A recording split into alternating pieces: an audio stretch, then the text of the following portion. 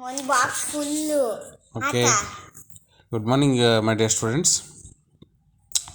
Yes, in the last class we were discussing about the poem America, which was written by Claude Mackay. So here, Claude Mackay, basically we discussed about the author in the last class. America, it is a very short and sweet poem, and also a very meaningful poem, which is very essential to read nowadays, and it is also prescribed for first year BA, BSc, and BCA students from Davangere University. Yes, America, as the title itself suggests us about the actual essence of the country. How does the country is, and the author Claude Mackay is going to tell us about the American feelings, American attitudes, American people, American whites, white Americans. How does the white American used to treat the blacks? So, if you first of all come to this particular man, Claude Mackay.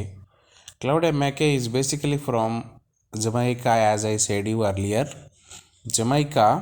In Jamaica, we can come across more and more number of Negroes, black people, Negroes in Jamaica. And when our poet, our author Claude Mackay goes to America for higher education and for further settlement in America, to settle down in America, he came across such a worst conditions there. He came across such a worst conditions. He came across racial discrimination. He came across blacks were treated very badly. How does the blacks are treated like animals? Like animals, the blacks were treated like animals.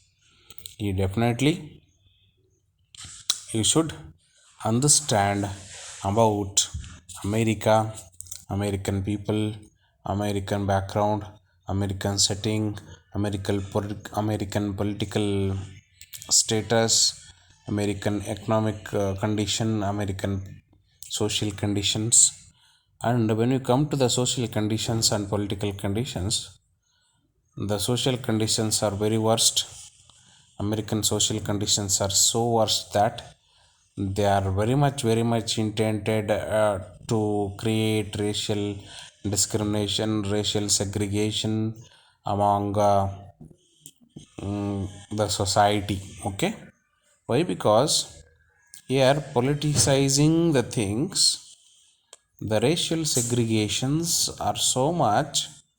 Here we can see that the blacks were treated very badly, as I said, and this is the social condition of America, societal condition of America.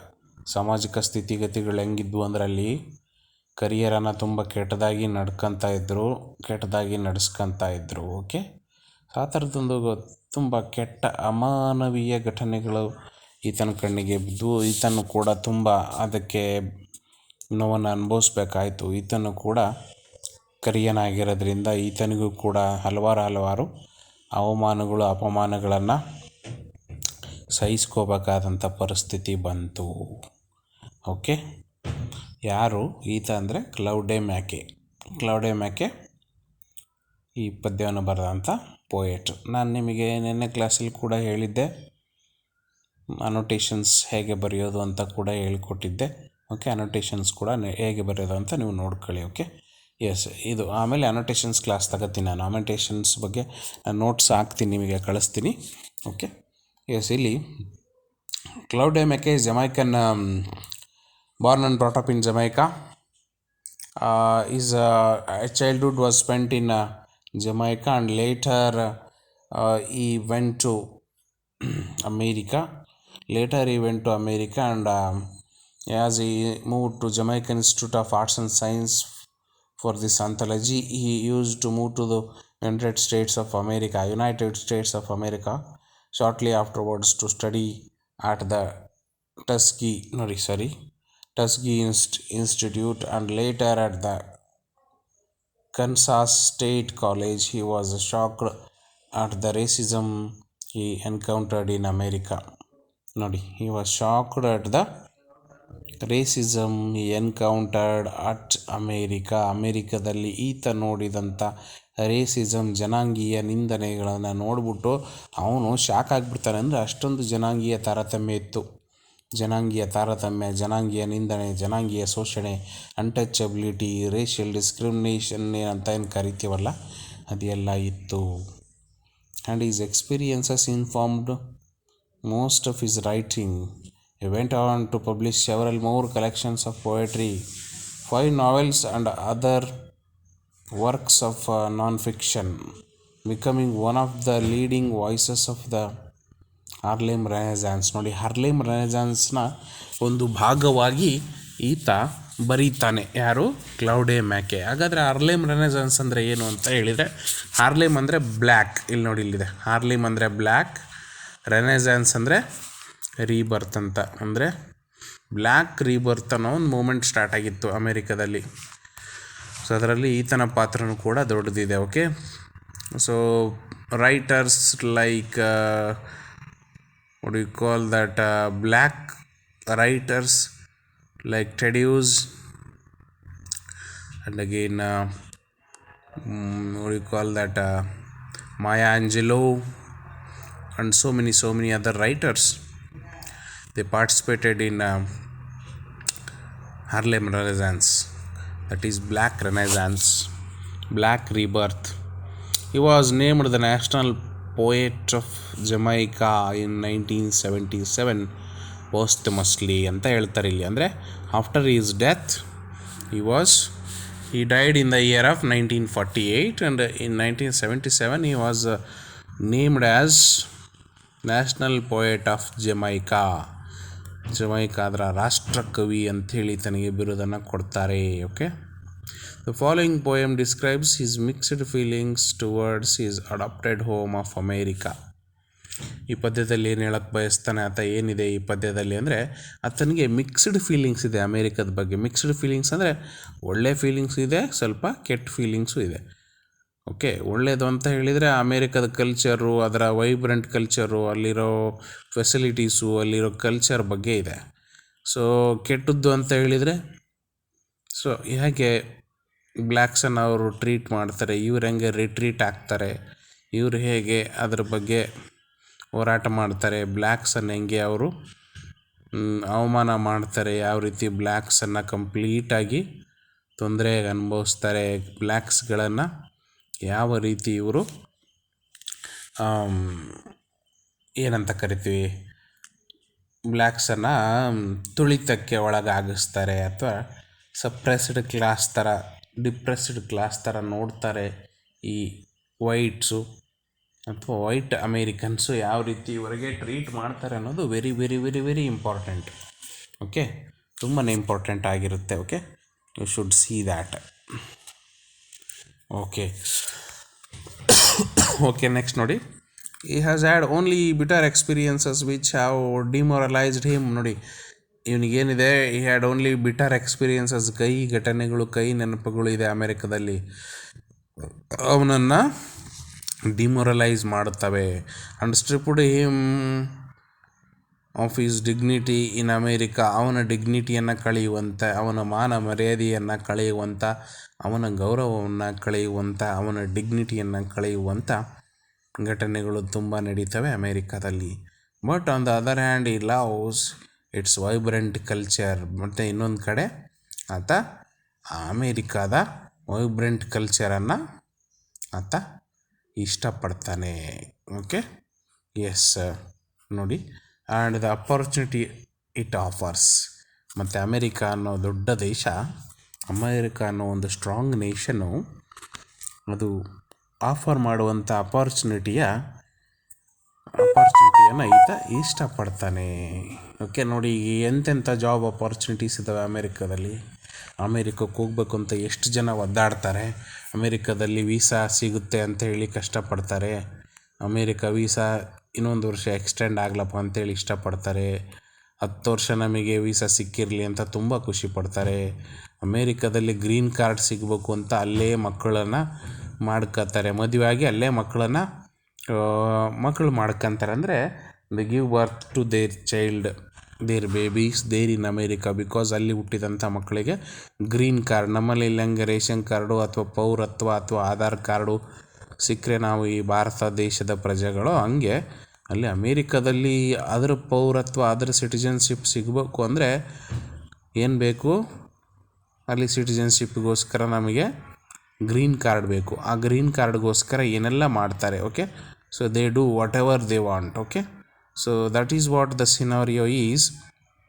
ಇಲ್ಲಿ ಅಮೇರಿಕಾದಲ್ಲಿ ಇರಲಿಕ್ಕೆ ಅಥವಾ ಅಲ್ಲಿಯ ಸದಸ್ಯನಾಗಲಿಕ್ಕೆ, ಅಲ್ಲಿ ಅಪಾರ್ಚುನಿಟಿಯನ್ನು ಬಳಸ್ಕೊಳ್ಳಿಕ್ಕೆ, ಸದುಪಯೋಗ ಪಡಲಿಕ್ಕೆ ಎಲ್ಲರೂ ತುಂಬ ಇಷ್ಟಪಡ್ತಾರೆ. ಹಂಗೆ ಇಲ್ಲಿನ ಮಾತಾರು ಕೂಡ ಇಷ್ಟಪಟ್ಟ. ಓಕೆ, ಇಲ್ಲಿ ನೋಡಿ ನಾನು ಹೇಳ್ತಿರುವಾಗ, ಸೊ ದ್ಯಾಟ್ ಇಲ್ಲಿ ನಾನು ಒಂದು ಸತಿ ಪದ್ಯ ಪೂರ್ತಿ ಓದಿಬಿಡ್ತೀನಿ. ಓಕೆ, ನೋಡಿ ಫಸ್ಟ್ ಲೈನಿಂದ ನೋಡಿ. Sorry, look into the first line. Although she feeds me bread of bitterness and sinks into my throat her tiger tooth, stealing my breath of life, I will confess I love this cultured hell that tests my youth. ನೋಡಿ next line.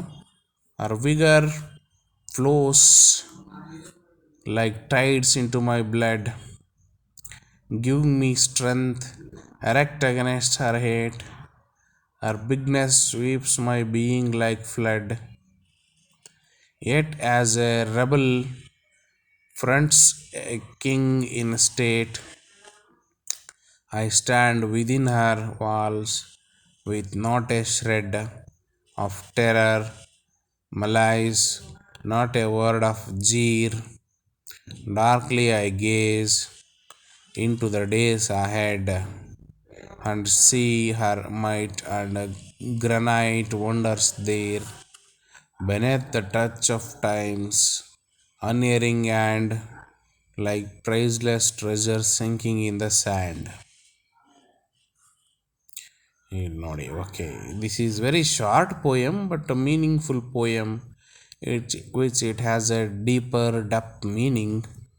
And we shall see the glossary. Cultured means characterized by refined taste, manner and good education. Vigor means American spelling word, British spelling. Vigor is more commonly used in India. Energy, strength, enthusiasm. Bigness ಅಂದರೆ quality of being big, considerable size. Fronts ಅಂದರೆ faces, boldly confronts. Malice means desire to harm someone or wish them ill. Malice ಅಂದರೆ ಕೆಟ್ಟದ್ದು ಮಾಡೋ ಮನಸ್ಸು ಅಂತ. Jeer ಅಂದರೆ make rude and mocking remark. Unerring ಅಂದರೆ always accurate, ತಪ್ಪು ಮಾಡದೆ. ಅನ್ಏರಿಂಗ್ ಅಂದರೆ ತಪ್ಪು ಮಾಡದಿರುವ ಕೈಗಳು ಅಂತ. ಓಕೆ, ಇಷ್ಟು ನೋಡ್ತಾ ಎಸ್ ನೋಡಿ, ನಾನು ಫಸ್ಟ್ ಲೈನ್ಗೆ ಬರ್ತೀನಿ ಈಗ. Although she feeds me bread of bitterness. Although she feeds me bread of bitterness ಅಂದರೆ ಏನು ಗೊತ್ತಾ? ಇಲ್ಲಿ although she feeds me bread of bitterness ಅಂತ ಹೇಳಿದರೆ, ಎಸ್, ಹಾಗಂತ ಹೇಳಿದರೆ bread of bitterness. Although she feeds me bread of bitterness. Look here, you see, she ಅಂದರೆ ಯಾರಿಲ್ಲಿ very very very important. She ಅಂತ ಹೇಳಿದರೆ ಇಲ್ಲಿ America. She means America. Okay, she ಅಂತ ಹೇಳಿದರೆ ಅಮೇರಿಕಾ. ಆಲ್ದೋ ಶಿ ಅಂದರೆ America. She refers to America, ಅವಳು. ನಾವು ನೋಡಿ ಭಾರತ ಮಾತೆಗೆ ಮಾತೆ ಅಂತೀವಿ, ತಾಯಿ ಅಂತೀವಿ. ಓಕೆ, ಭಾರತ ಮಾತೆ, ಭಾರತ ದೇಶ, ಭಾರತಾಂಬೆ. ಹಂಗೆ ಇಲ್ಲಿ ಕೂಡ that country America is pronounced and called as in the name of a woman or a female with respect. Although she feeds me bread of bitterness, ಅವಳು ನನಗೆ ಬ್ರೆಡ್ಡನ್ನು, ಕೈಯಾದ ಬ್ರೆಡ್ಡನ್ನು ಉಣಬಡಿಸಿದ್ರೂ ಅವಳ ದೇಶದಲ್ಲಿ, ಅವಳು ಅಂದರೆ ಅಮೇರಿಕ, ನೆನ್ಪಿಟ್ಕೊಳ್ಳಿ. ಶಿ ಅಂದರೆ ಅಮೇರಿಕಾ, ಯಾಕಂದರೆ ಇವನು ಆಲ್ರೆಡಿ ಅಮೇರಿಕಕ್ಕೆ ಹೋಗಿದ್ದಾನೆ, ಅಮೇರಿಕದಲ್ಲಿದ್ದಾನೆ. ಅಮೇರಿಕದಲ್ಲಿ ಅವನು ಕೈಯ ರೊಟ್ಟಿಯನ್ನು, ಕೈಯ ಬ್ರೆಡ್ಡನ್ನು ಉಣಬಡಿಸಿದ್ರೂ ಅವಳು ಯಾರು? ಅಮೇರಿಕಾ. ಅಮೇರಿಕದಲ್ಲಿ ಆ ಥರದ್ದಿತ್ತು. ಕೈಯ ರೊಟ್ಟಿ ಉಣ್ಣಕ್ಕೆ ಕೊಡೋದಂದ್ರೆ ಏನು? ಅಲ್ಲಿ ಬ್ಲ್ಯಾಕ್ಸ್ಗಳನ್ನು ತುಂಬ ಕೆಟ್ಟದಾಗಿ ನೋಡ್ಕೊಳ್ಳೋದು, ಕರಿಯರನ್ನು ತುಂಬ ಕೆಟ್ಟದಾಗಿ, ತುಂಬ ಅಮಾನವೀಯವಾಗಿ ನೋಡ್ಕೊಳ್ಳೋದು. And sinks into my throat her tiger tooth, and sinks into my throat, ಅವಳು ನನ್ನ ಥ್ರೋಟಲ್ಲಿ, ಥ್ರೋಟ್ ಅಂದರೆ ಮೈ ಥ್ರೋಟ್ ಅಂದರೆ ಏನದು? ದಟ್ ಈಸ್ ಅವನ ಗಂಟ್ಲಲ್ಲಿ ಅವಳ ಟೈಗರ್ ಟೂತನ್ನು, ಟೈಗರ್ ಟೂತ್ ಅಂದರೆ ಹುಲಿಯ ಆ ಹಲ್ಲನ್ನು, ಅವನ ಹುಲಿಯ ಬಾಯನ್ನು ಹಾಕಿ ಅವನ ಕುತ್ತಿಗೆಗೆ ಹಾಕಿ ಎಳೆದು ಸಾಯಿಸಕ್ಕೆ ಹೋಗಿ ಉಸಿರನ್ನು ನಿಲ್ಲಿಸೋಕ್ಕೆ ಬಂದ್ರೂ ಈ ಅಮೇರಿಕಾ, ಯಾರು? ಅಮೇರಿಕಾ ಹುಲಿಯ ರೋಷದಲ್ಲಿ, ಅಮೇರಿಕಾ ಅನ್ನೋ ದೇಶ ಹುಲಿಯಾಗಿ ಬಾಯಿಗೆ ಹಾಕಿ ಜಿಗಿಯಾಕೆ ಬಂದರು. Stealing my breath of life, ನನ್ನ ಜೀವನನ, ನನ್ನ ಲೈಫನ್ನು, ನನ್ನ ಬ್ರೆತ್ತನ್ನು, ನನ್ನ ಉಸಿರಾಟವನ್ನು ನಿಲ್ಲಿಸ್ಲಿಕ್ಕೆ ಬಂದ್ರೂ ಐ ವಿಲ್ ಕನ್ಫೆಸ್, ನಾನು ಕನ್ಫೆಸ್ ಮಾಡ್ತೀನಿ. ಐ ವಿಲ್ ಕನ್ಫೆಸ್ ಏನಂತ? ನಾನು ಒಪ್ಕೋತೀನಿ. ಐ ವಿಲ್ ಕನ್ಫೆಸ್, ಒಪ್ಕೋತೀನಿ ಏನಂತ? ಇಷ್ಟು ಕೆಟ್ಟದಾಗಿ ನಾನು ನಡೆಸ್ಕೊಂಡ್ರು, ಇಷ್ಟು ಕೆಟ್ಟದಾಗಿ ನಾನು ನೋಡ್ಕೊಂಡ್ರು, ಇಷ್ಟು ಕೆಟ್ಟದಾಗಿ ನಾನು ಟ್ರೀಟ್ ಮಾಡಿದ್ರು ಯಾರು? ಅಮೇರಿಕಾ. ಅಮೇರಿಕಾ ಅನ್ನೋ ದೇಶ, ಅಮೇರಿಕದಲ್ಲಿರೋ ಜನಗಳು, ಅಮೇರಿಕಾದಲ್ಲಿರೋಂಥ ವೈಟ್ ಪೀಪಲ್ ಇಷ್ಟು ಕೆಟ್ಟದಾಗಿ ನನ್ನನ್ನು ನೋಡಿದ್ರು ನಾನು ಐ ವಿಲ್ ಕನ್ಫೆಸ್, ನಾನು ಒಪ್ಕೋತೀನಿ ಏನಂತ? ಐ ಲವ್ ದಿಸ್ ಕಲ್ಚರ್ಡ್ ಹೆಲ್, ನಾನು ಈ ಕಲ್ಚರ್ಡ್ ಹೆಲ್ಲನ್ನು, ಕಲ್ಚರ್ಡ್ ಅಂತ ಕರೀತಾರೆ ನೋಡಿ ಈ ದೇಶವನ್ನು, ಅಮೇರಿಕ ದೇಶವನ್ನು ಕಲ್ಚರ್ಡ್ ಹೆಲ್ ಅಂತಾನೆ. ಹೆಲ್ ಅದು ಅಂದರೆ ನರಕ, ಆದರೂ ಅದು ಕಲ್ಚರ್ಡ್ ಇದೆ. ಸುಸಂಸ್ಕೃತ ನರಕ ಅಂತ ಕರೀತಾನೆ ಕನ್ನಡದಲ್ಲಿ ಹೇಳ್ಬೇಕಂದ್ರೆ. ಸುಸಂಸ್ಕೃತ ನರಕವನ್ನು ನಾನು ಪ್ರೀತಿಸ್ತೇನೆ ಅಂತ ಹೇಳ್ತಾನೆ. Okay, so I love this cultured hell that tests my youth. ಈ ಕಲ್ಚರ್ಡ್ ಎಲ್ ಅನ್ನೋ ಈ ದೇಶ ನನ್ನ ಯೂತನ್ನು, ಯೂತ್ ಅಂತ ಹೇಳಿದರೆ ನನ್ನ ಆ ಒಂದು ಯೂತ್, ಆ ವಯಸ್ಸನ್ನು, ಆ ಒಂದು ಹರೆಯವನ್ನು ಟೆಸ್ಟ್ ಮಾಡುವಂಥ ನಿನಗೆ ಎಷ್ಟು ಶಕ್ತಿ ಐತಿ. ಶಕ್ತಿ ಯಾವಾಗಿರುತ್ತೆ ಮನುಷ್ಯನಿಗೆ?